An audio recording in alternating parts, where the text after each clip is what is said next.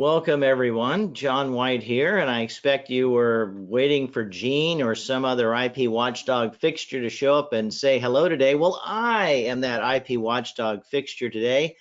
You know me as Gene's sidekick when it comes to broadcasting and teaching and stuff like that. And so here I am today with a very interesting panel discussion about leveraging AI in the invention disclosure process. Now, what makes that interesting is two things.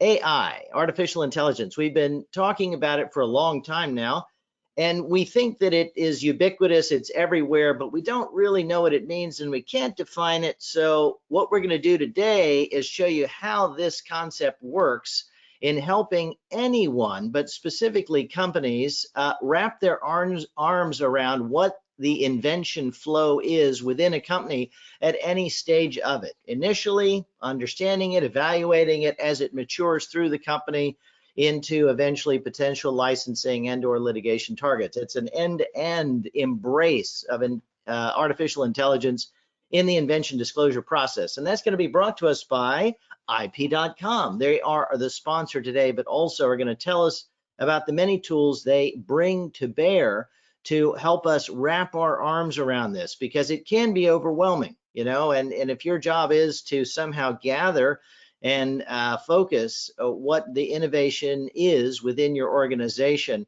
these tools will help make it happen. And artificial intelligence is real in this context. It's not just a toaster that will toast your toast perfectly. Rather, it is tools that will help you wrap your arms around the invention disclosure process. And so let's introduce our panel. And so I will kick it over to Joe to introduce himself, and then we'll go through the others. Joe, take it away. Hi, I'm Joe Manico. I'm a research scientist with Kodak Alaris. I work in the Kodak Moments division, consumer imaging. I've been with Eastman Kodak since 1975, and I've contributed to over 240 issued US patents, and I currently manage the Kodak Moments portfolio. All right, thank you, Joe. Jim? Hi, I'm Jim Durkin. I'm a product manager with IP.com. I'm a patent attorney by background and a former examiner at the USPTO. Fun, fun, fun. And then we have Tony Christopher. Tony, take it away. Hi, I am Tony Christopher. I am one of the success engineers at IP.com. Role with our team is to help with rolling out and enablement with our clients, and also consulting and helping leverage our AI with what you need. So I have a background in business and finance, and happy to be here. All right, well, thank you guys. Now, let's get more into what IP.com is. So for that, we're going to ask Jim. Jim, tell us more about IP.com. Sure, if we can go to the next slide. We have solutions for all different types of professionals, including IP professionals, research and development and practicing engineers, university and academia, business and strategy, and legal. And we help throughout the life cycle of innovation with our products. If we go to the next slide, you can see some of our offerings listed here. Innovation Q, which we'll be discussing today, a prior art research and analytics platform. IQ Ideas, which is one of the products we'll be discussing today, which is used at the initial stage of ideation and using artificial intelligence to help with drafting better invention disclosures. We have our IP analytics offerings, which are business-ready patent reports. We have our professional services team, which is a US-based ITAR-compliant team. And of course, we have our flagship product, which many on the call may be familiar with, our prior art database, which is used by companies to help secure their freedom to operate in situations where they want to publish instead of or in concert with patenting. Next slide. Very good. We can see the life cycle of innovation, and we have solutions that cover everything from the initial conception of the idea all the way through its ultimate monetization. Holy cow. So this is end-to-end application of AI to the entire process of innovation, because I can tell you, this is difficult to pull off, and the promise of AI has always been looming on the horizon, but you guys have brought that horizon into a tangible form. Yes, thanks. Okay. Yeah. So, all right. So you guys, you have some more slides here, but do we want to go with a polling question yet, and kick off that way so that we can get a handle on who it is that's out there that is listening to us? Yeah, let's go ahead and bring up the first poll question. I'll go ahead and pause our sharing. Okay. So here is our first polling question. So let us know from you folks out there how it is that you're presently wrapping your arms around your searching requirements today. And unknown to most folks is I owned and ran what was then the largest independent searching operation in the United States for patents back in the late 1980s and early 90s. So it's an outfit called Woolcott, and it lives on in the W and RWS. But yeah, back then it was a standalone operation. All right, so it looks, well, no, we still have, we're about 2/3 voted, so we're waiting for others to get through. Okay, we're getting some more votes, and when we get over 80%, but it looks like we have a reasonable split, guys, that people use free searching tools like Google Patents or Free Patents Online, any of those. And then there's a paid search tool, so you can up your game and go with LexisNexis and tools like that, and IP.com. And then we have, it looks like we have a chunk that uses a professional outside searching firm. Can anybody but me see the results? There we go. There's the results. Yeah, so this is interesting. And I wonder who it is we have on today. Is it, it's probably patent attorneys for the most part. So they're jumping out there and doing free searches, it looks like, just to get some handle on things. And then they pay for it as well, but probably still doing a bit of it. And then there's the go-to, which is pay a professional search firm. Okay. All right. Well, thank you. Well, that certainly helps us get a handle on what our crowd is doing, as it were. So let's talk about who would like to take this one. What tools do you have that can help just address that problem? How you get your searching done right now? Jim, you want to take that up? Sure. Well, our Innovation Q platform leverages artificial intelligence, and you can use it for the prior art search process. I think one of the critical aspects of prior art search is how do you identify quickly those key prior art references that can help you with the process. And I know that's something that our software is really good at. And I don't know, Joe, if you wanted to speak a little bit to the next slide. There's this whole concept of really prior art, but until you know it, everything can seem patentable. Yes, I put this chart together for the engineers I work with.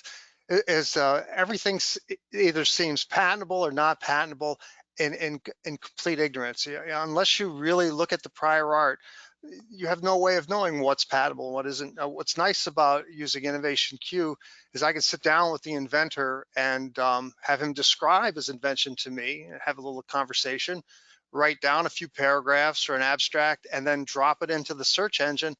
And I'm within minutes looking at very relevant references, and then I can hone in from there. This is a process that takes minutes, and now we're actually instead of searching, we're discussing whether or not it's patentable, how we'll get clearance, if there is a close patent, has it been abandoned, is it still active? All of those questions are now answered in a few minutes, as opposed to spending hours or days trying to find relevant references. Yeah, and I think the best part of this is it's an apples to apples to apples kind of tool, because the great problem in searching is someone says, well, can I get a patent search? And you go, sure, I know a guy or a gal, that has a particular chemistry, life sciences, stuff like that. But this eliminates all the, the skill factor. This is apples to apples to apples. Everybody's getting the same dream crushing evaluation. So I like to. Yeah, and one of the things, John, is it's the different ways that you can search. One of the ways that Joe just talked about is a concept or an idea or even an abstract. You can search on our engine, even saying, you know, I know that there's a similar patent. I want to see what else is near there. Mm-hmm. And our engine can understand language structure, sentence structure. It can pull out primary keywords. It can return to you other relevant patents as well. So there's a multitude of different ways that you can approach your problem to be able to find relevant solutions for you. Yeah, So sometimes I'll take a competitor's white paper, for instance, and just drop that in. Or if I do find a patent number, I want to find all the relevant patents to that. And again, it's instantaneous. That's the amazing thing about it. And then you have a list in order of relevance, so you know what to look at first. Yeah, and language, oddly enough, is a huge barrier, right? Because we all use different words for, you know, characterizing different things, and this eliminates that. You know, again, it's all apples to apples. So the fact that I'm not very good at describing a particular segment of technology doesn't take away from the results I might be able to obtain, which is terrific. So, yeah, articulation. All right, so you say this takes minutes, like minutes as in less than 60, more than 5? Oh, no, it's instantaneous. If I can describe the invention, you know, that's the long part of it, and then drop it in, seconds later, out come the list of patents. You know, descriptions are all, you know, you can filter on manufacturer, you can filter on anything, any detail in the patent you can filter on and see all of those patents. Or if you find a reference that said this is very close to what I'm thinking about, you can take that patent number and search on that, and now you have an even more relevant search. Yeah. It's just astonishing. So I think this is a good place for us to start sharing the tool. But before we get to that, I think now's a great time for our second poll question, and then we can get into it. Okay, so second poll question, please. Let's see what fun poll question we have about to pop up here. Aha! What is your top challenge related to the invention review process? I think the easy answer that it exists. You see. You know, that because it's tough, right? And so we have our choices here: complexity, time, cost, poor data quality. Wow. Yeah, those are all well, yeah, I think all the above is going to be far and away, but I don't want to influence people who are answering. So there you go. Yeah, because you know, and the biggest or a big factor is budget constraints. You know, what can you pay for? And I'm telling you, you know, searching dollars, you know, you can get to the 60 or 70% solution fairly effectively, but getting beyond that takes real money. So let's see here. Yeah, all the above ends up being the biggest factor. I'm surprised cost actually doesn't play a more of a factor, because that's, you know, things aren't free, and so you know, you have to budget for this stuff. It's interesting. All right, well, thank you for that poll. Thank you for that poll. All right, so next we have, after our polling question, we get into real examples where artificial intelligence tools can make a difference. So let's go there. Who's going to take up the discussion at this point?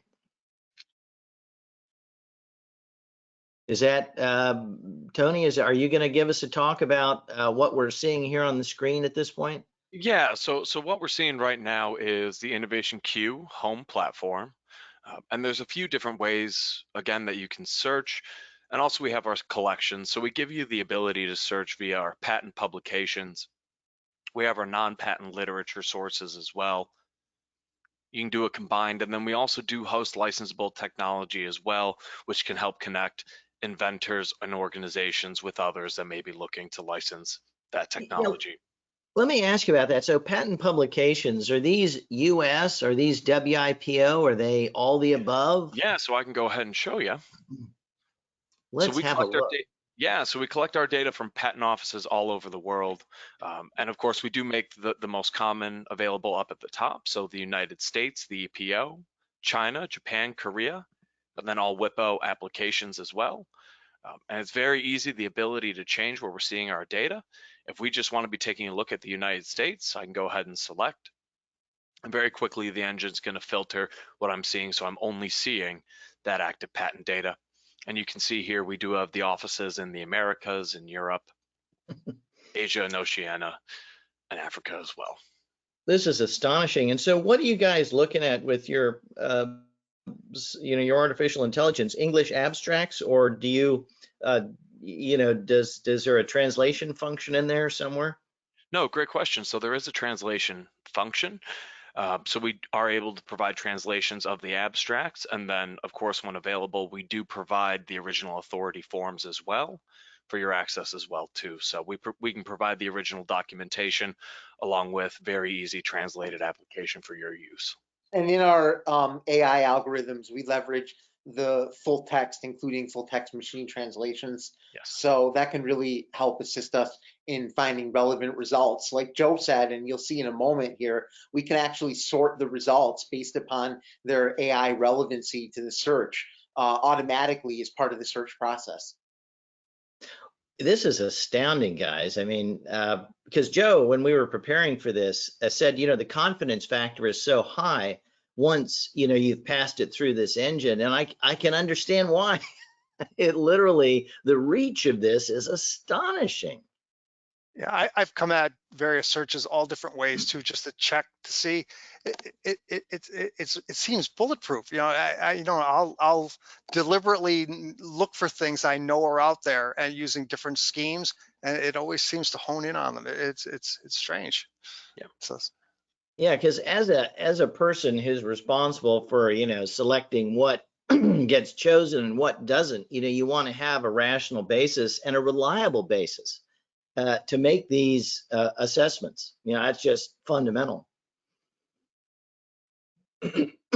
So what do we have here? All right, we'll go ahead and get into our example. So Joe was kind enough to provide us with this example. We're going to be talking very simply. It's a concept. We're going to exercise some cats with a laser and help keep them a little bit in shape. So The famous Joe, exercising cat problem. Yes. I will bring this on up and let Joe speak to it a little bit. Yeah. Excuse me. I use this patent as a training tool because it does two things. It dispels people when they say, well, you can't get a patent on that. Well, you can get a patent on teasing a cat with a laser, so that pretty much opens up the scope for what you can get a patent on. This patent is kind of brilliant too, in that how it goes about what it does. Like, it has very fluffy claims that use a lot of words to describe, like a laser pointer, whatnot. But the point of this exercise is I've been aware of this patent for years, and I just mentioned it to Tony in a few words, and he instantly finds the exact patent I'm talking about. And it's not the only one, because you can see here's a telling a cat, making a cat run around the room with a laser beam. That is exactly what this invention is. Now you get all the variants on all of that. Yep. Instantly. So what the engine's in essence doing here, John, is it's taking these prime key words and saying, okay, how many different responses can I get back to them? The engine wants to enable you. It wants to give you as many options as you can. It's like casting out a wide net with fishing. We're going to return to you as many results as we can because we trust you to be able to filter down to get to the results that you need. So very simply, what I can see here is with my relevancy, now this is the engine scoring the ideas that I've put in to the search. Okay. And it's saying that there's at least 7 results that are 5 stars, that they are very specific. We're getting right into, you've got a laser, you've got a cat, let's see what we can do with it. Going down to 4 stars, we're still getting very highly relevant results. So what I can do here is I can tell the engine, let's go ahead and filter by my relevancy. Show me that higher correlation of at least 4 stars. And you'll notice I had hovered over, I had over 2 million results at the start of this. Just by saying, hey, engine, give me that highly relevant information, give me that compressed information, I'm down to 384 relevant results. So already I've highly narrowed down my field. And again, all I've done is put in an idea and trust the engine to return to me what it deems as being relevant. I haven't done any modifying to my search. I haven't done any filtering to my search. And another thing it provides, it's like for instance, do I have product clearance here? I can instantly check that patent and say, well, it's abandoned, so we have freedom to use. Or do we have a separate spin on this method? Can we file a new patent based on our improvement? And you're now asking these kind of questions instead of still looking for the patent. Yeah. So Yeah, all of your efforts are being applied to a higher level problems than low level problems of just trying to find what you're looking for. And keep in mind too, I think for everyone on the call, that we retrieve this patent with a very short sentence that describes the concept, and our engine has technologies to automatically supplement short searches like this from over 100 million patents. So we're getting those key results right to the top out of huge data sources that we're analyzing. And I don't know, Tony, if you could pull up for a second just our filters in the software. I just want to show everyone that you're able to also really quickly drill down on this information. Like if you want to see litigations in the cat exercise area, or if you want to take a look at particular classification codes, you can do that just in a second here too. So it's a very easy process to, number one, capture a large data set, and then number two, filter it down to focus on those key ideas that you're interested in. And to add on to that, Jim, the filters are great here, especially if you know what you're looking for. Maybe you have a specific inventor, a specific company, or you know what date you're looking for. Sometimes you're just trying to get into the scope, the technology. Sometimes it's the devil you know, but other times you're trying to figure out what don't I know when I'm going into this patent space. And a way that we can visualize that is with our visuals. And it's one of the things that we pride ourselves on is our visuals are interactive. They're downloadable for our own use. So Joe, one of the things that you talked about was the enforceability. If I want, I can go ahead and select, show me what's abandoned or withdrawn, maybe also show me what's active. And I have the ability to limit to or exclude, and maybe see what other information's out there that I don't know. Wow. Spoke about This the is CPC a very codes as well. powerful tool. That's amazing. Yeah, and too, in terms of product clearance and patentability, right there, if you have clearance, because you can pull out the most relevant references. If they've been abandoned, they've been withdrawn, you know your freedom to use. If they're still active, well, then you have to seek a license and study the patent in detail to make sure you're not infringing it, because no one wants to do that. And maybe, Tony, it might be a good time to show one of our most powerful visualizations, which is our patented semantic map. Yeah, that is a great choice. I believe that is over here. So what I've done here is I put in my information, and you can find our map feature right there on the search bar. And what it does is it's going to geographically position and group the patent data based around the keywords and number of appearances, relevance, and overall strength. And Jim, I don't know if you want to speak to that a little bit and what we can do with it.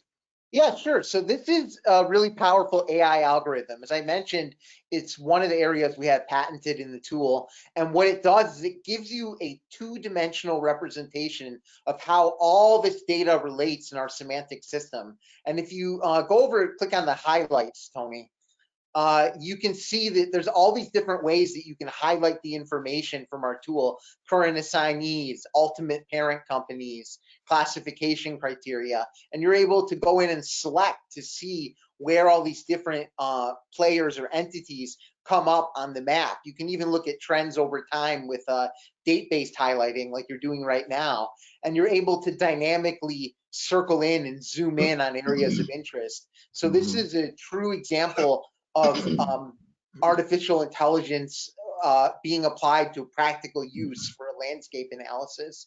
And I didn't know, Joe, maybe if you wanted to talk a little bit about how do you use these kind of AI technologies for landscape analysis, or when you want to get a competitive overview? Well, for number one, it's in terms of cost savings and that the staffing requirements to do all this work are lower, and we don't have to send out a lot of work. In fact, when we do engage attorneys, it's after we have a strong understanding of what we're doing. That's one thing. And here specifically, what I like about it is that all the filters still apply. So I can look at this massive data and filter it by enforceability. You know, what are the countries that are involved, all of that. It's now dynamic. I can interrogate it with any of the other filters that I've used to get to this point. It's a nice feature that the filters are always available in all these different ways of using the software.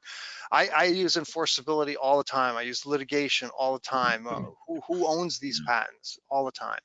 And again, not having to go to different resources to find this information. It's all right there. And it's all, you know, you don't have to load different programs. You don't have to go to different data sources. It's all right there. And in a way you can interrogate it conveniently. Yeah, the confidence factor, I think, is just an overarching theme, because it's all comparable, and you don't want to feel in a given search that you got lucky or unlucky. You want to know that you got the results that the tool is capable of producing, and that's a high confidence factor. This is amazing stuff, guys. This has been held out as a promise on the horizon, as I said, and here it is. You've brought the future to us. Thanks for that.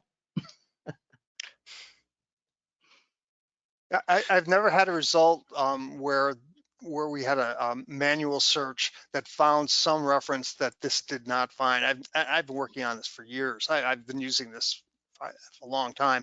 I've never had a surprise from a search. You know, like somebody said, "Well, did you see this?" No, I did see that actually.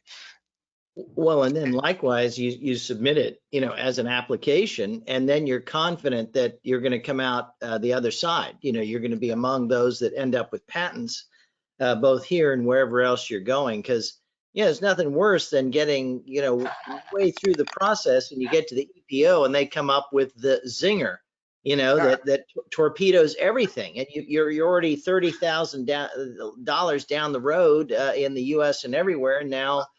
Well, that's unfortunate. This is public information, so I can state it that because we use this tool, we have an extremely high issuance rate. Usually it's about double the national rate. And it's all because all of our materials filtered through this tool before we send it to the USPTO, before we start incurring real expenses. So this tool has allowed us to have a very high issuance rate. We also have a very high citation rate as a result too, because the quality of our patents, all of our effort is going into the patent. It's not going into the searching and all that stuff. Wow, this is pretty slick, and it's end to end. You know, it starts with embracing the invention disclosure and then goes all the way through licensing and potential enforcement issues, and you know, just straight up corporate intelligence. You know, who else is doing what? What's their emphasis? Which countries, you know, they're active in? Holy cow! All right, so more storytelling. Do we want to do another poll question, or no? We want to continue talking about how these tools work. So who's going to keep the story going for us? I want to add one other thing that we recently, within the last 2 years, we had a successful litigation against, was settled with 2 Japanese firms for an infringement. And I used this tool to verify that there would be no retaliatory capability with the patents. So I essentially took, you know, the area of the market we participate in, and I searched both of the companies to see if there's anything we had to worry about in terms of retaliation. And it was clean. We went forward, and it all's wrapped up in 18 months. And if, again, this tool was invaluable in the process. Yeah, I can imagine. I can imagine. Not to say they couldn't go out and acquire a portfolio. They could get this tool and go look for patents that would cause you problems. The attorneys, when they saw the work product we produced, they asked which firm put it together. I said this was done internally. They couldn't believe it, that all the work that we had done, that we provided to them, was all done internally using this tool. Wow. Wow. Well, that's great. I mean, value, time savings, the whole schmear. I think that issuance rate thing is just so remarkable too, that Joe mentioned, because that's such a critical thing. We think about the chart we were showing a little bit earlier. when you're going to file a patent, really everything is possible at the beginning. And to have some confidence that you're going to get that allowance right from the inception is really very powerful. I was wondering if there's one other actual feature that we could show here, Tony, because it's another aspect of our artificial intelligence. If you could pull up just an example of more like this, because it's something that we nice talked feature. about with Joe. We have an ability to do a more like this on the text, and you can also do it on the documents, so that you're able to do a AI-based weighting of the most important documents or texts that you want to focus on. And I didn't know if you want to talk a little bit about that particular function, Joe, and how you've been using it. Well, you know, in business, well, in the market I participate in, when you're looking at a complex system and you're trying to file a patent on just one aspect of it, you'll get these complex systems patents come up. But I'm only interested in the payment part of this process. I'm only interested in the image processing part of this process. So I can say, give me more purchasing, payment, and I can add words like that, and it'll move to those aspects of the inventions, as opposed to, you know, just generic generic photo application, like a predict application. You know, it's like if we have photo kiosks we put on the market, I could search on photo kiosks, but if there's a specific aspect of that relatively complex system, like the communications, things like that, I can say more like this, and it'll give me those patents that are more relevant to the topic. Yeah, that's amazing. So I think that's another aspect about our engine that I wanted to highlight at a high level, which is that we give a lot of control over the AI. You know, sometimes people talk about artificial intelligence being a black box that you put data in and you don't know what comes out. But with our tool, we give you the ability to efficiently capture and control the information throughout the process. We give you exposure to the weightings of the artificial intelligence engine, like in this case, and we give you the ability to filter down on that data so that you can have confidence that you're in control of the search process. And just to demonstrate that here, you'll notice I put in two modifiers. One, I put in an actual text. I want to see less like dog. I'm exercising a cat. And then I also went ahead and used the specific patent. And again, it's a credit to the engine that it recognizes the key words in the patent itself, different from my idea, and it emphasizes it and gives me more relevant results. And again, that's taken me from, you know, about 300 or so responses down to 66 at this point as well too, and I can whittle down my search from here. And then again, it's the ability to organize and save my information. A lot of the work that we do is not done in a day. It's the ability for me to save my data sets in portfolios, export them to Excel, to be able to come back and analyze them at a later time. And this is a screen that I had actually showed briefly earlier. This is our custom charts, where we can apply the same concepts with our engine to these CAP data sets in our portfolios. So I've loaded in here two different data sets, exercising a cat with a laser, and then methods of exercising a dog, two different things, but off of the same concept. And I can now draw my own visuals and charts based off of that, and the engine's still going to return to me my results that I can take back with me and analyze later, whether it be through charts or triage. A lot of different ways I can organize and visualize my data.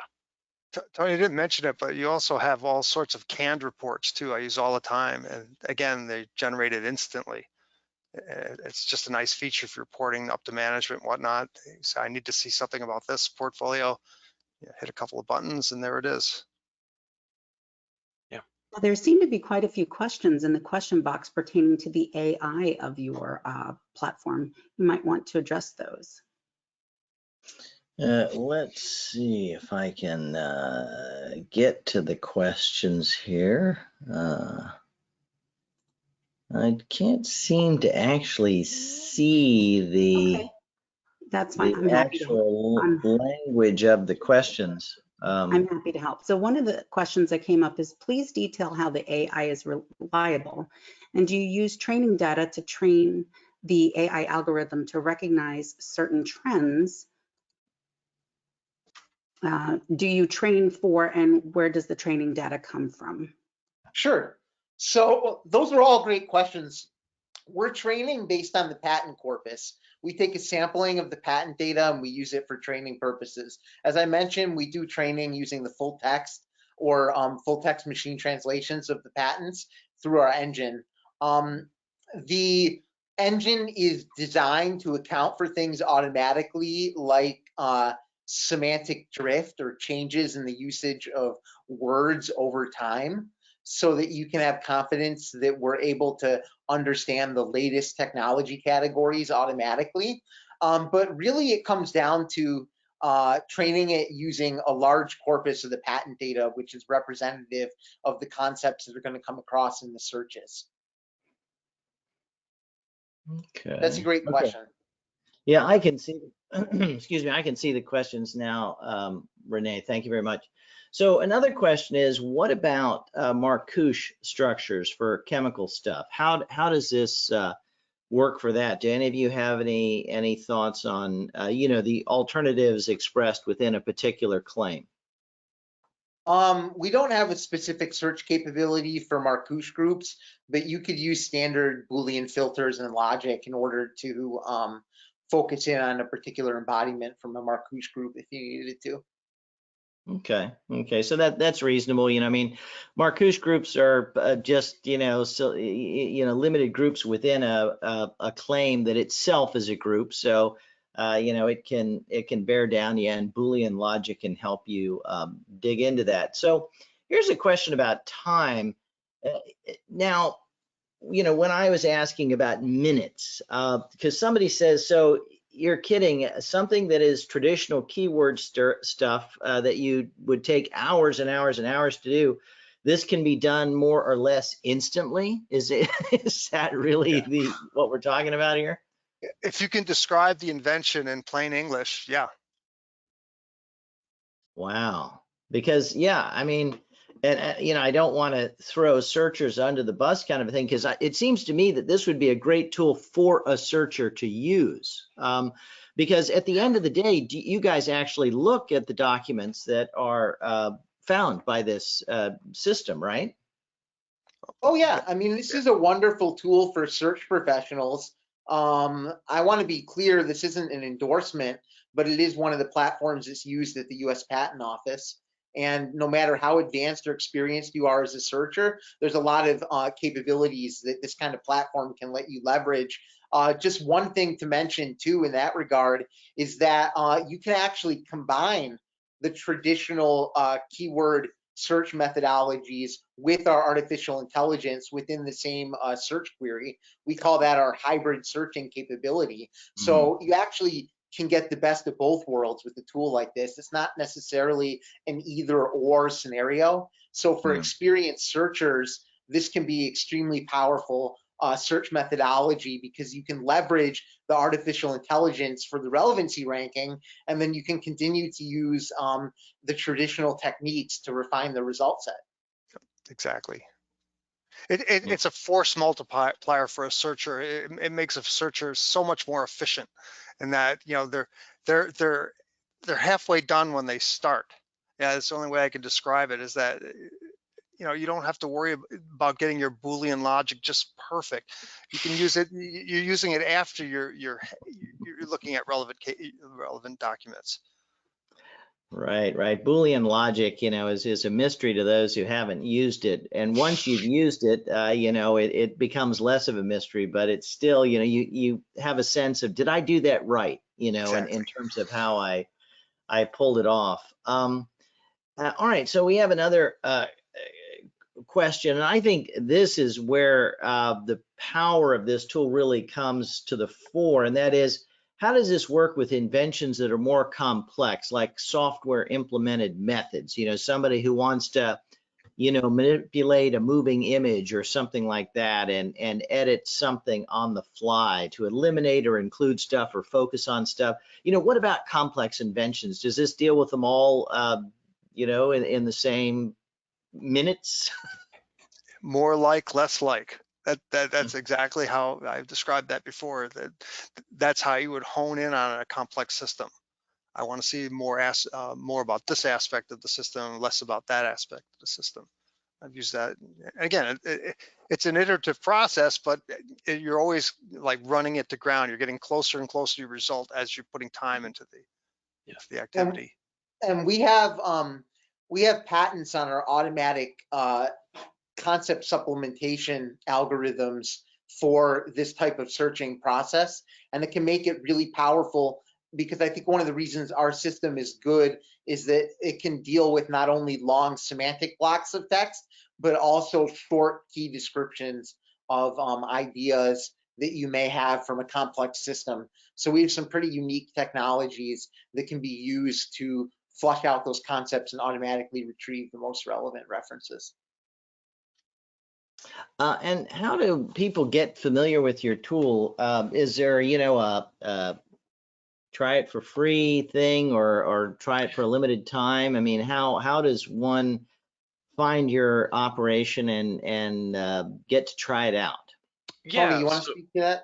Yeah, absolutely. So you can contact us through the website, so ip.com, and anyone can get a trial at any time. We always encourage that if you go through a trial, use something that's relevant to you. Otherwise, you won't see the real strength of the engine.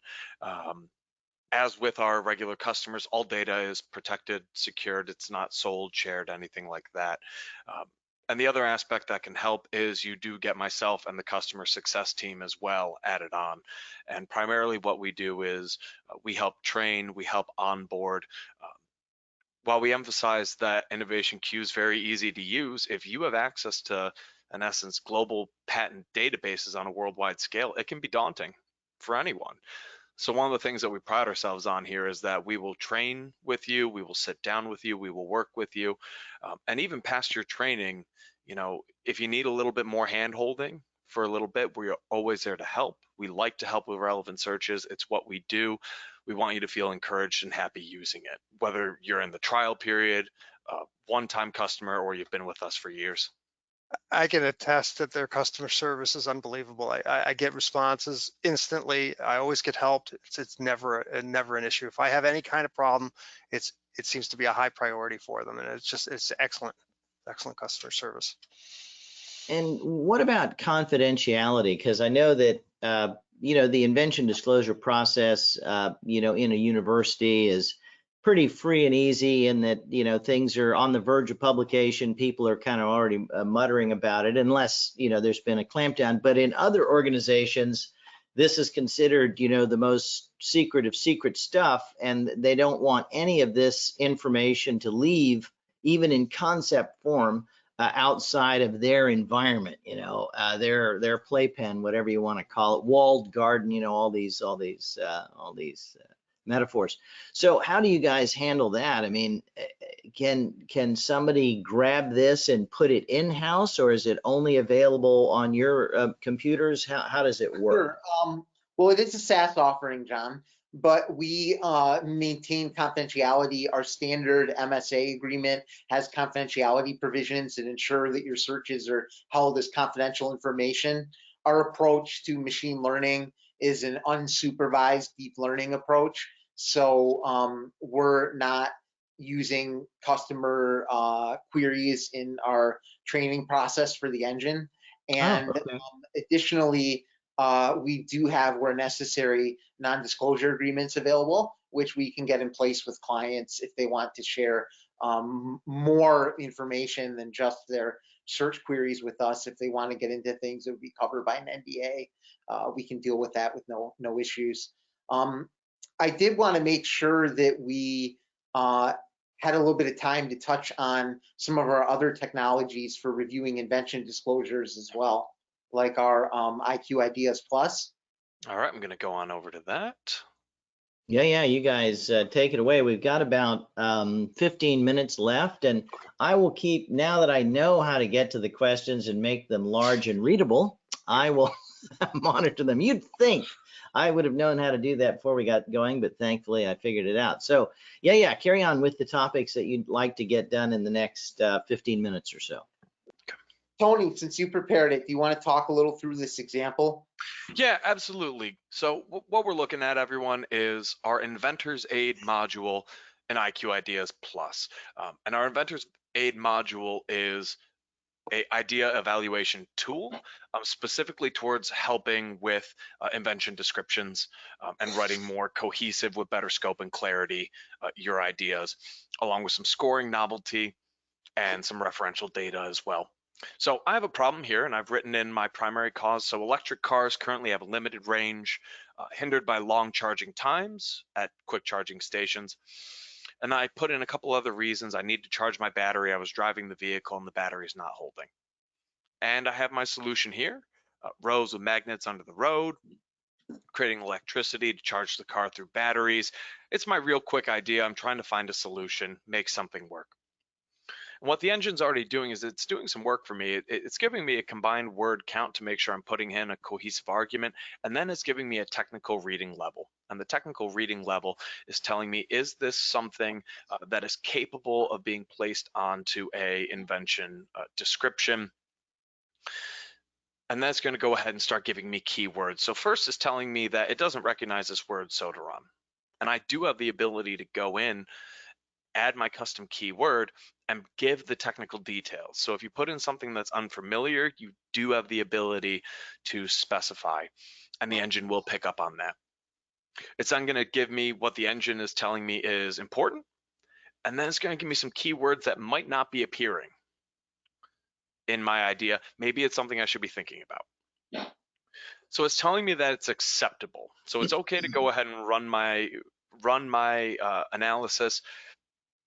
We can always get a little bit better. I've put in just my real brief idea and solution. So I'm going to go ahead and analyze it. And ultimately what we do here is we score it on its overall uniqueness compared to similar technologies that are found in this space. So ultimately it's telling me that it's similar and that the technology might only be a small improvement. And then what it's going to do, it's going to give me the other prime keywords again in this space and the top companies that are working in this region. And again, it's interactive, can highlight over it. It's then going to give me the top 10 most relevant patents to me that I can go back, I can click through and read. So I can go back and improve on my idea. And then I can also see patent activity as well. So Tony, can I just jump in for a second? Yeah. I just want to mention this invention uniqueness is one of our patented technologies, and it's something that helps you with triaging an idea. So you can take a look and see if it's low, medium, or high scoring, and then help use it to fast track novel ideas through an invention disclosure review process. Like if you work with the patent review committee, you can use this by giving this tool to your engineers as part of the process for drafting better invention disclosures. I just wanted to highlight that there, that this is a tool that's meant to be very easy to use and perfect for the engineer's desk. So I'm glad that you brought it up, Jim, because that's exactly what I want to show. So I'm going to go back real quick and click edit my description. And you can see here, very brief description, 39 words. I've given them my idea. I'm going to put magnets under the road, push through soda on copper wire. It's going to charge the battery. Okay, that's not terribly unique. But I took the information that was found in my analysis. I looked at some of the relevant patents. I looked at some of the relevant companies. And then you can see here that I came back and now I'm up to 139 words. Now I want to point this out. I still have the same problem. Electric cars are limited and hindered, but I've gone into much more detail here. I'm talking about asphalt roads, prefabricated segments, electric charge, copper wire to avoid sun blockage. I'm going into significantly more detail. Slow the battery discharge by approximately 50%. I'm giving more scope, more clarity to my description and my invention. So this is the same problem and it's the same solution. One is telling me that my description is now good as opposed to acceptable. The engine's encouraged by what it's seeing. It's telling me to go ahead. I'm going to go ahead and analyze my invention. Same problem, same solution, better scope and clarity. And now it's telling me that it's unique. So it's the exact same idea as before, but I have fleshed it out much more thoroughly. Mm-hmm. It's now dissimilar from other technologies. I've got better representative keywords. I've already got better patents as well based off of what I put in. And then I can still have my patent activity. Now I can go ahead and create a report, either our technology vitality report or even a quick export, take that to my team lead, take that to my outside counsel if I'm a small business. And especially when it comes to filing those disclosures and those descriptions, it's helping save a lot more time and it's helping solve a lot more headaches as well. Wow. And then want to go ahead here and finally show you what a technology vitality report at least is going to look like. And I'm actually going to go back to our presentation very quick.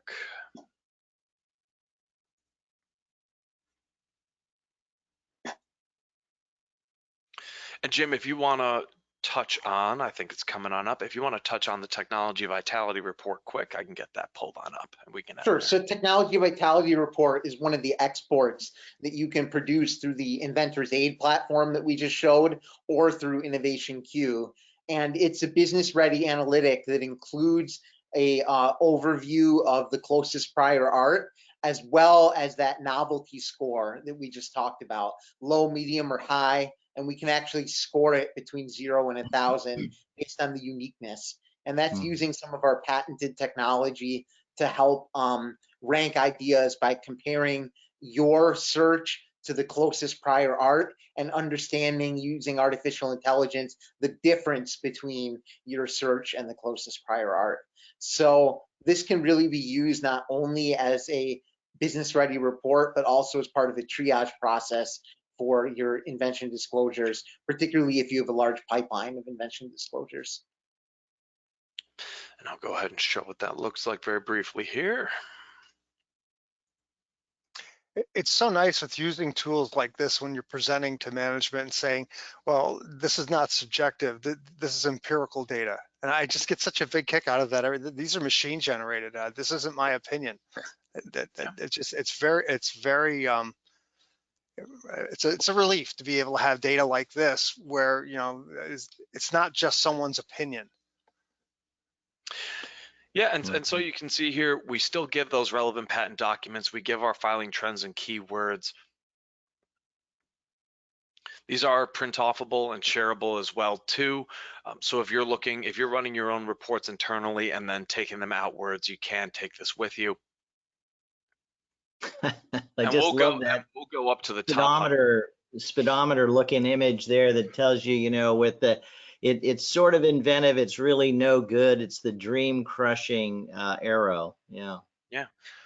And then one of the things that we really love, especially about the technology vitality report too, John, is if I'm looking at this internally too, so maybe one of my team has submitted this technology vitality report to me and I want to go into a little bit further detail, I have the ability to review it in a web browser to be able to filter through that data. And again, you can see it's highlighted the keywords, those representative keywords that might not even be in my description, but might be important to what I'm looking at. And I can now go ahead and filter and say, okay, what's currently active in this space that maybe I should be taking a look at? And then I can tie that back to if I want to look at the actual USPTO document, patent filings, or I can go right back into the innovation queue system. Again, we want you to be able to, whether you're starting in IQ ideas, you've come to a solution and now you want to do patent research to flood into innovation queue from there, or maybe you've been researching an innovation queue and all of a sudden it's, why isn't there a patent? Why isn't there an application on this, to be able to link back to IQ ideas? You have that ability to go in between applications seamlessly and view that data in real time.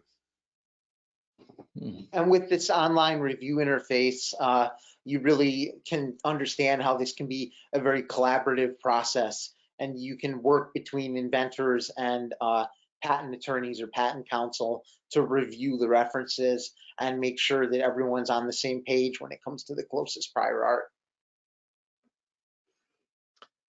We have a question here that it's kind of off the wall, but it's a common searching question, and that is, can you put together your thing, your query, and then have alerts set up, you know, have the machine revisit something every month or 6 weeks, and produce an apples to apples report, so you know you can monitor competition and stuff like that?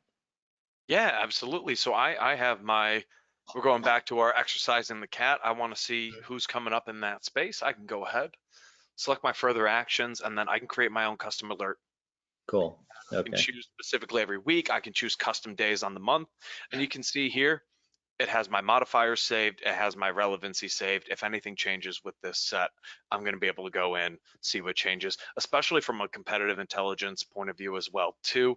If you're looking at your own company internally, if you're looking at, you know, potentially competitor or even ally, setting up multiple alerts can be a huge boon to you.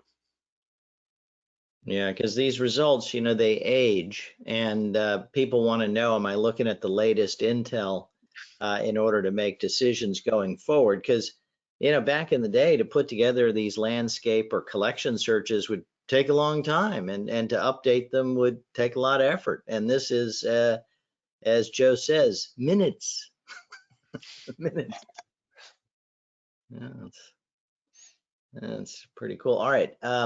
So we have another question or two that is pretty good. What are the limitations in terms of what you can input as a query? Are there word count limits? You know, because Joe mentioned earlier that he takes something and he drops it into the search engine. Well, how many words can you drop in there? Is it 500? Is it 100? Is it? Jim may know the exact amount, but to put it into perspective, John, we've put in abstracts and descriptions with thousands of characters, and it's still going to return me results. Now, granted, I'm probably going to want to use the relevancy to help hone it down after that, but if there is a limit, it's extraordinarily high. I've tested this thoroughly. Yeah, I've used actually, white papers. I've used white papers, and yeah, fine, works great. And I don't a know white what the paper, limit is. like what, 500 words, 250 words? Yeah, that's no problem. There's no practical limit. You can put in pages of information for a search query and it will return results. But there must be a limit somewhere. I'm just not sure what it is. Okay, it must be a limit somewhere, right? I have not encountered it. Yeah, yeah. Okay. All right. Let me see if we have any more. Yeah, it says searchers are going to be skeptical. Yeah, well, searchers are always skeptical. As I said, you know, I was in the search business, and that is sort of the you know, the leading characteristic of a searcher. They're skeptical. You know, whether anything's patentable, whether anything can be found, they're just, you know, fill in the blank, skeptical. So that's the way it is. To anyone skeptical, sign up for a trial, work with me, work with my team. Let's see if we can't answer some of those questions for you. That's the best that I can say. We trust and believe in the engine and the results that we get.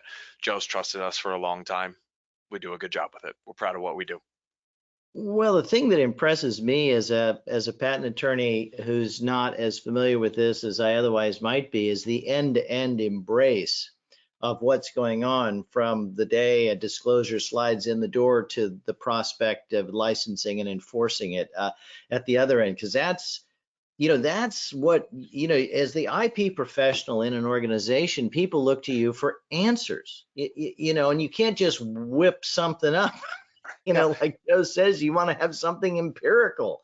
And this enables that to occur, which is, that's pretty cool, you know? You talk about the patent life, patent's life. I always talk to management and I tell them there's no point in filing patents if you have no intention of enforcing them. You know, you're just wasting your money. You can just publish, save a fortune. But if you file patents, it has to be with the intention of eventually enforcing them or licensing them. Yeah, no, I agree. And well, filing applications creates possibilities. Whether you pursue those possibilities, we don't know. All right, so we have a minute left. What is in 30 seconds? What's what you guys want people to take away from this? Go ahead, Joe. You go first. What's the message? It's a force multiplier. And the way I would describe it, I like military analogies. I feel like I'm fighting in the Revolutionary War and I've been handed a machine gun. It's just like the rapidness of the results, the quality of the results. It just, all of my time is spent analyzing and writing, and very little time is spent searching. And you know, it's almost that part of it is all but automated. If I can describe what I'm looking for, I can find it'll find it for me, and then I can do my job beyond that. I like to think of it as I'm doing higher quality work now, because I'm not focused on the minutia. There's an AI doing that for me. Yeah. Jim, any parting thoughts? Well, the artificial intelligence is really here today, and it's here to help with the invention disclosure review process and with prior art search. And I would hope that everyone listening will take us up on our offer for trial of Innovation Q, because I think you'll see a lot of value once you have a chance to use the platform. And Tony, last call, any message you want people to take? We work with sole inventors, small businesses, all the way up to Fortune 100 companies. And the thing in common is they all need to ideate and come up with ideas. They all need to do their research to make sure they can get their patent, and they need to make sure that what they have in terms of intellectual property is protected. The fact that we can be with you, big or small company, from I have an idea to now I've got my patent, what do I do with it? We can work with you all stages, all sizes. We're flexible. No, well, I expect you guys are going to have a lot of inquiries, and at least one of them is going to be from me. Ha! So there. All right, well, thanks, guys. We are past 1 o'clock at this point, so thank you very much. I enjoyed it very much, and I know that the listeners did as well, because anything you can learn something from over lunch is always great. But I will, as they say, be following up with you. So thank you very much, and bye-bye for now. Thanks a lot, John. Thanks, everyone. Thanks, Thank you. guys. Thanks.